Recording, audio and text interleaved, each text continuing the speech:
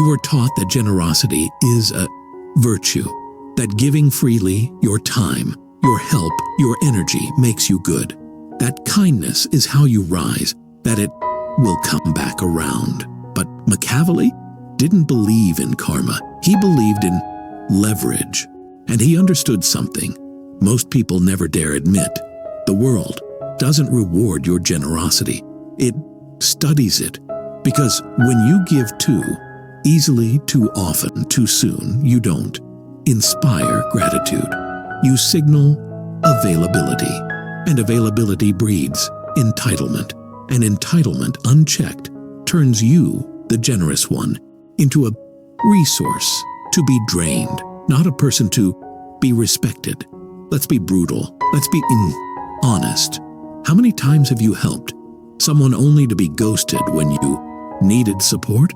How many times have you bent over backward to make someone else's life easier only to be taken for granted the moment you stopped giving? How many times have you thought they'll remember what I did for them and they didn't? Machiavelli would say you weren't kind. You were miscalculated because you gave without power. And in the game of influence, the moment you give without power, you forfeit control. See, there's a reason Machiavelli warned rulers never to be generous too early in their rule. He understood that generosity is not a gift, it's a message. It tells people how they should treat you, how much they can expect, and what they'll lose if they walk away. If you give before, you've established strength. You teach people that you serve. And once that impression is locked in, no amount of boundary setting later will fully undo the root problem. Most people think being generous earns them connection. But in the Machiavellian world, generosity doesn't earn anything. It costs you if the timing, delivery, and context are off. Let's dissect the psychology of this, starting with the first critical pattern. Unconditional giving creates conditional respect. You think giving with no expectations makes you noble. But that's a fantasy, because expectations are always created, even if unspoken, not by you, but by the people watching you. They notice how fast you say yes, how often you drop what you're doing to accommodate others, how easily you put your own needs second, and what begins as admiration quickly hardens into entitlement. They stop thanking you. They start expecting it. They don't view your time or energy as gifts anymore. They see them as obligations. You owe them. And once that line has been crossed, you can never fully go back. So what's Machiavelli's move? He'd say generosity must be earned, and it must feel costly. Not costly to you, costly to them. Because people value what they struggle to get. They respect what requires their effort. They stay loyal to what isn't given easily. Your time, your energy, your help, it shouldn't be free-flowing. It should be guarded so that when you finally do give, it hits like a privilege, not a routine. But here's where it gets more dangerous. Once people see you as generous, they start testing your limits. Not always out of malice, but because they can. They push the line. They ask for a little more. They say just this once. They guilt trip, or they praise you just enough to keep you on the hook. This is the trap Machiavelli feared most.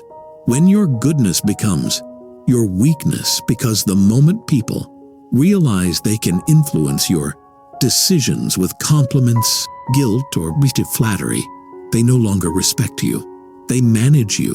And in every relationship, personal, professional, romantic, the second you become the one who gives more than you get, the balance shifts.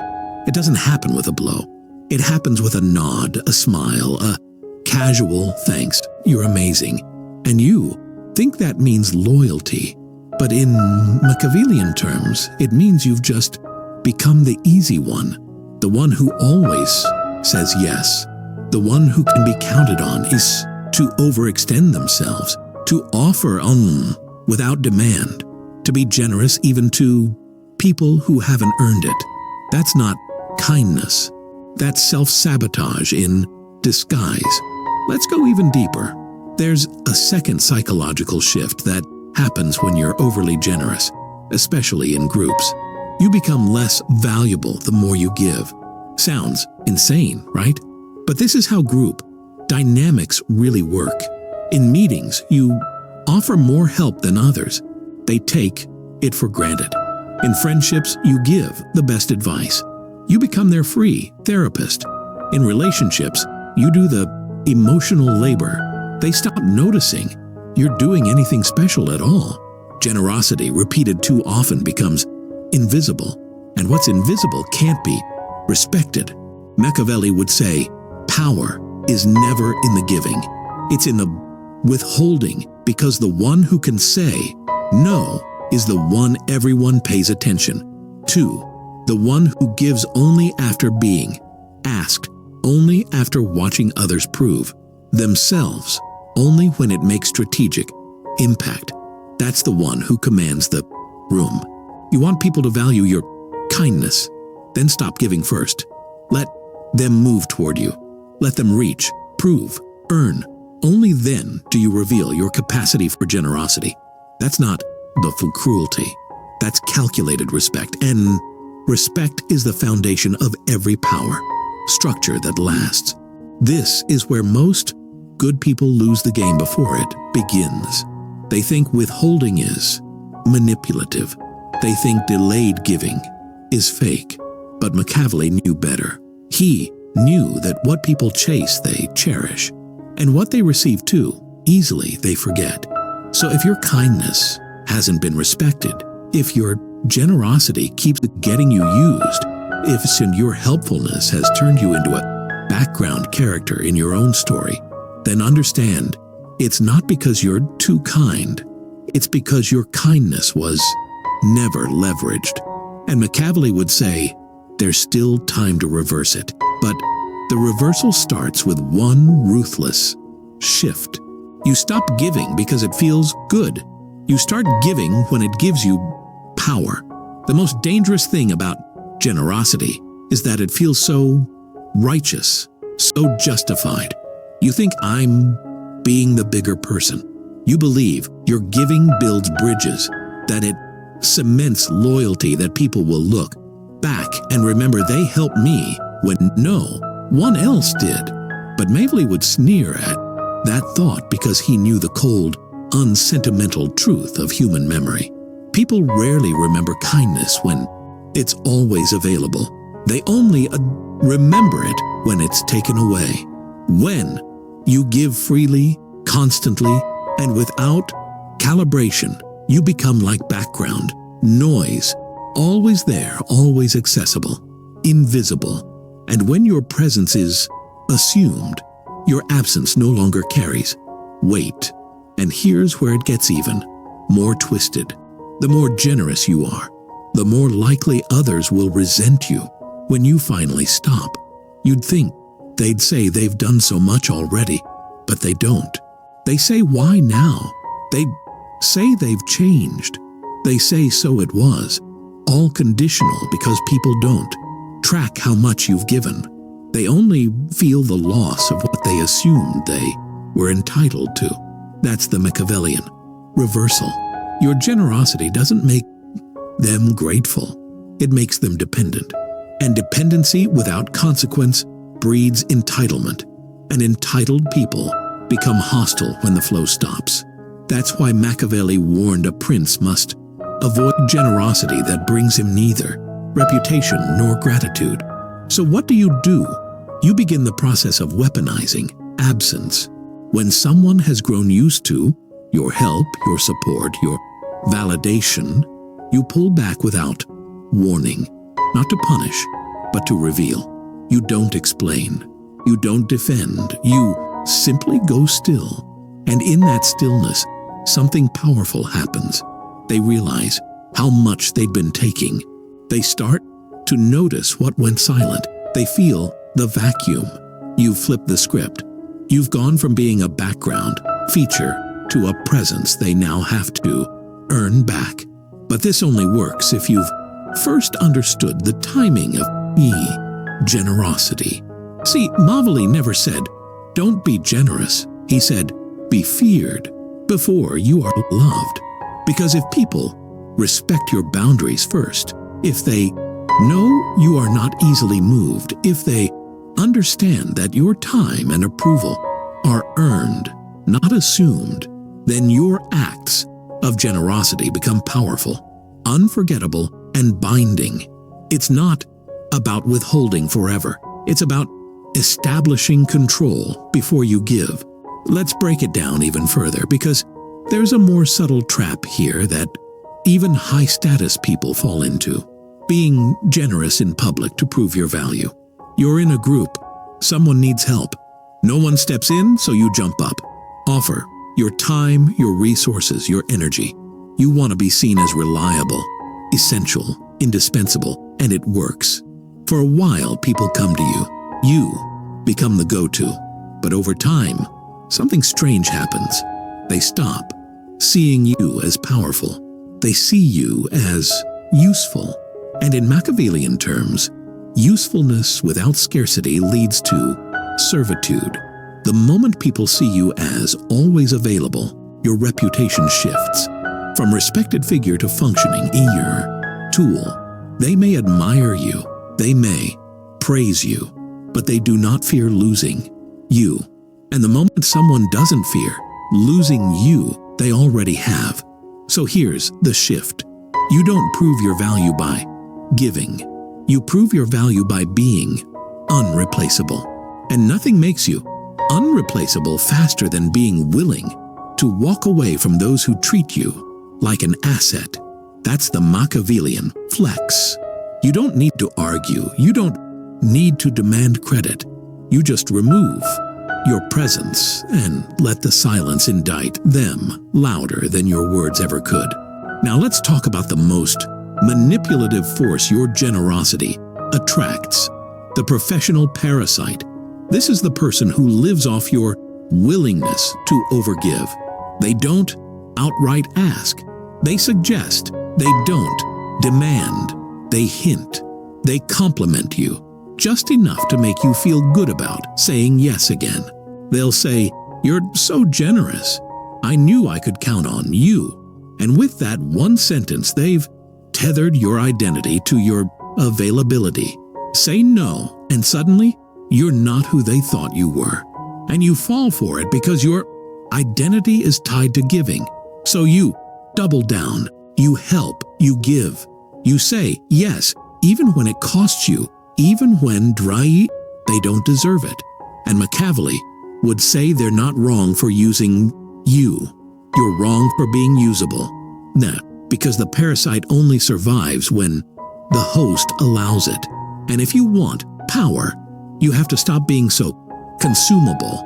So what's the counter? You break the pattern. You start testing the people who've grown used to your kindness. You offer partial help, then pause. You give a small favor, but ask for something back. You watch how they respond when you put a price on your energy. And if they pull away, if they get quiet, if they act hurt or distant, you've exposed them not as villains, but as people who never respected your generosity, only your utility. This isn't about turning cold. It's about turning strategic. Because the game Machiavelli played was never about the appearance of kindness. It was about the placement of kindness. Who gets it, when, and why? And once you control those three variables, you never become a target again. You become the storm. They don't know how to ask anything from. The moment your generosity becomes expected, it stops being generosity. It just becomes a silent contract you never agreed to sign. And once that happens, every time you hesitate, every time you protect your own energy, every time you don't give, you're not neutral anymore. You're seen as selfish. That's the paradox. The more generous you are, the less room you have to say no, because you've conditioned people to believe your default setting is yes. Machiavelli would call this a strategic failure of positioning, because now you're not judged by the value of what you offer. You're judged by your interruptions in service. You're not appreciated for what you give. You're penalized for the done-interest moments you don't. And that is exactly how power leaks. It leaks not through betrayal, not through open loss, but through routine availability. You train people to expect you, and what is expected becomes ascendable. Here's what happens next. People begin talking about your boundaries like their attitude shifts. She's been acting different lately. He used to be more helpful. They're changing. No one talks about how much you gave. No one tracks the exhaustion, the slow burn, the cost. They only notice that their access is now inconvenienced. This is why Machiavelli never gave without purpose. He didn't believe in unconditional gestures, because every gesture is a signal, and every signal either reinforces power or dilutes it. And what your generosity has been signaling unintentionally is this: you can have me always. I don't need anything back. But that kind of generosity doesn't elevate you. It collapses you into a support role. And Machiavelli would ask, do you want to be the hero of your life or the helper in someone else's? Let's get clinical now. Let's expose the inner wiring of how your generosity is actively training people to overlook you. It happens in 3 phases. Phase 1, so idealization. At first, they're in awe of you. You're helpful, reliable. You make their life easier. They say you're incredible. They call you a rare breed, and it feels good. But what you don't realize is that they're not admiring you. They're admiring the results they get from you. They're falling in love with what you do, not who you are. Phase 2, integration. They adjust their lives around your help. They rely on it, expect it, plan with it in mind. You've become part of their operating system, but you're no longer seen as a conscious agent. You're seen as infrastructure. Phase 3, devaluation. Now, if you slow down, if you stop showing up or demand reciprocity, they don't respond with or concern. They respond with irritation, because you're no longer providing the service they got used to. Machiavelli would call this the decay of perceived power, because when you give everything and then pause, the withdrawal doesn't create respect. It creates resentment. Why? Because they never feared losing you in the first place. So what's the solution? You re-engineer the frame. You stop giving before the relationship has been defined. You wait, you observe, you let them ask, and you respond with calculated generosity, not total availability. You don't drop everything.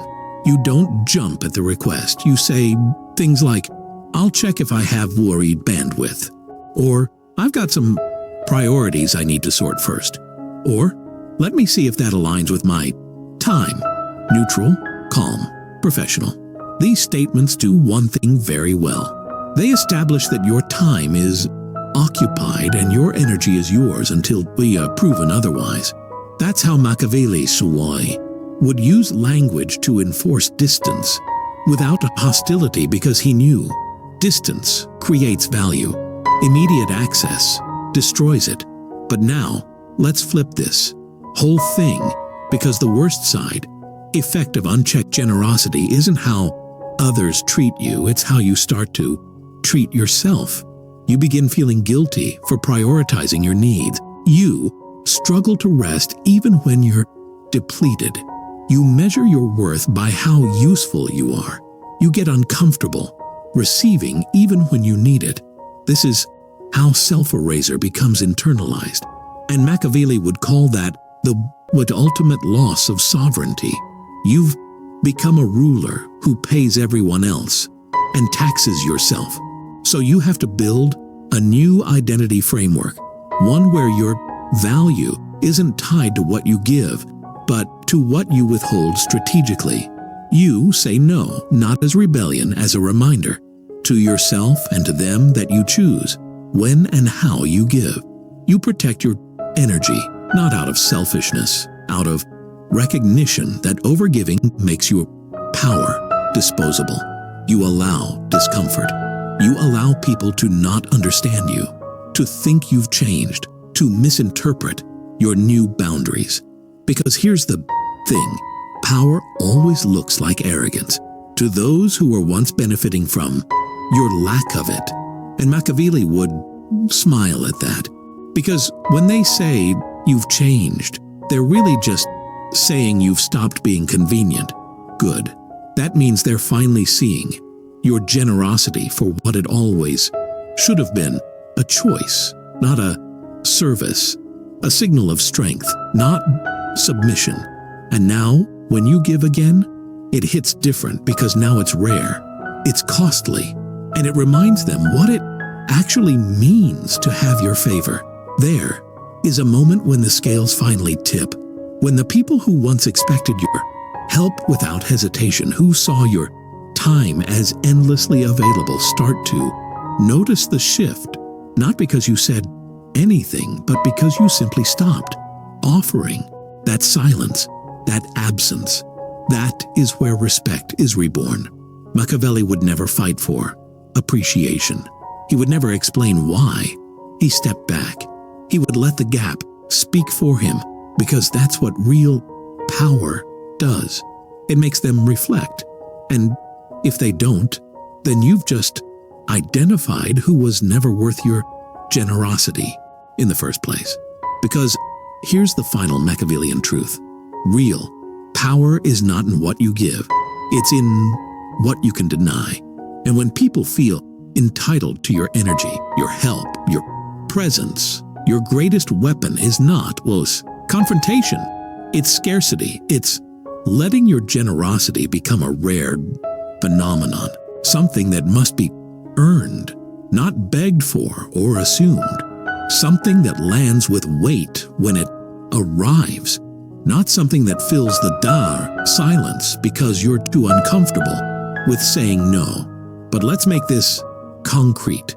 Let's give you a method Machiavelli himself would respect. Consider the three-step Machiavellian framework for power-aligned generosity. First, delay the gift. You never give immediately. You introduce a delay, whether it's a request for your time, your resources, or even emotional support. You create space. Why? Because urgency trains people to think they control your schedule. Even a simple line like, "I'll think about it and get back to you tomorrow," or "Let me sit with it for a bit," or "I'm focused on something right now. I'll revisit this later." These statements introduce friction, the single greatest disruptor of entitlement.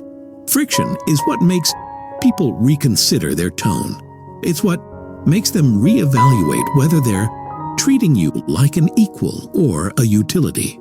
Second, weigh the exchange. Before you give, you ask yourself a brutally honest question. What does this person offer me in return? And no, it doesn't have to be transactional in the cheap sense, but it has to be balanced. Do they speak of you with respect when you're not around? Do they offer you emotional stability, loyalty, insight, effort? Do they match your energy when you're not at your best? If the answer is no, then giving to them is not generosity. It's a slow, wise surrender of self-respect. Machiavelli wouldn't call it selfish to withhold. He would call it self-governance, because the moment you give without return, you are no longer engaging in mutual connection. You're being used. Third, announce value without announcing intent.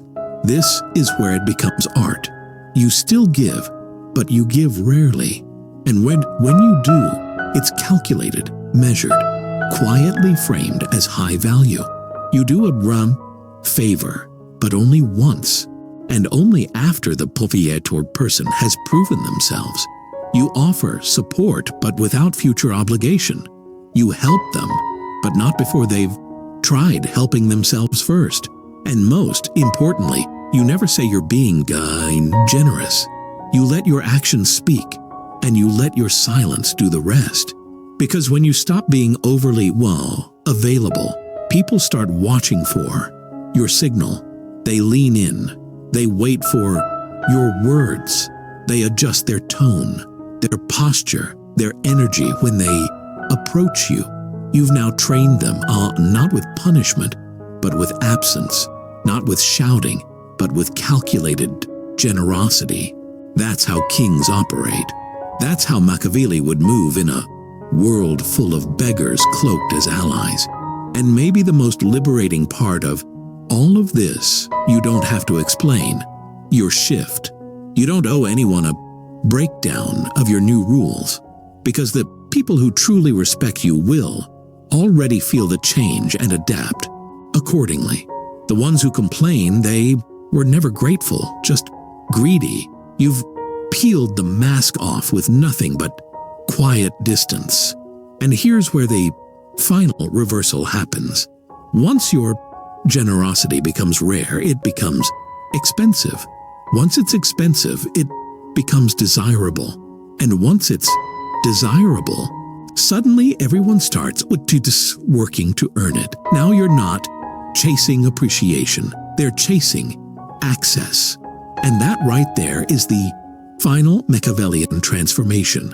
You go from the giver who is drained to the ruler who decides, from the person who was used to the figure whose favor becomes a symbol of power, prestige, and fear, not because you withheld out of spite, but because you finally understood what generosity was always meant to be. Not your default, not your identity, but your most powerful, unpredictable weapon, used rarely, delivered strategically, and remembered forever.